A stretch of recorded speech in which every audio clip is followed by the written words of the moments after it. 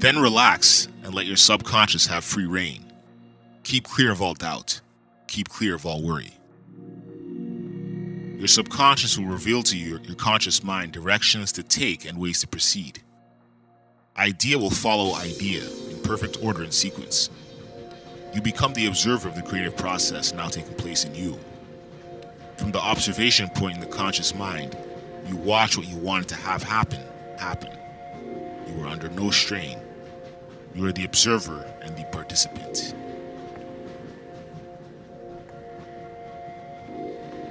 If you have trouble making up your mind because you are afraid of making a mistake, then you are still the immature child.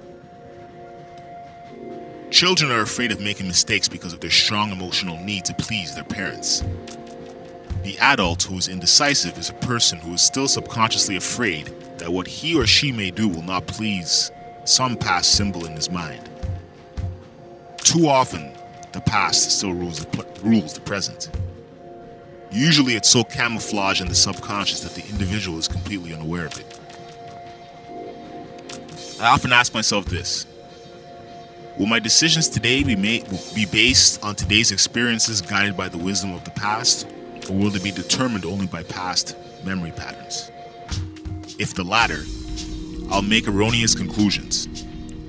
You have to be a today person in a today experience to have the fullness of life in the here and the now. The mature adult is usually able to do this. The immature adult continues in the valley of questions, doubts, and worries. His day lacks luster, his hours have no fascination in them, and he wearies in his supposed well-doing. His problems absorb his attention, their emotional importance expands, and he is most unhappy in his home, his job, and his social relationships. So, he becomes an advice seeker, hoping that his fellow man can deconfuse his confusion. This person needs to make a decision of his own. It may be a wrong one, but all of us make wrong decisions.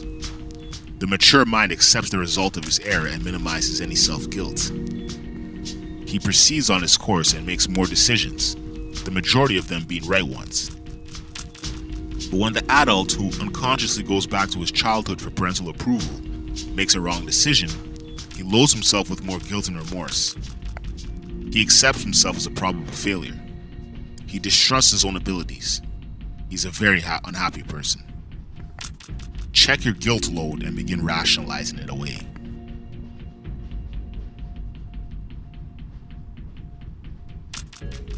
No one ever makes a mistake on purpose. Mistakes are not consciously planned.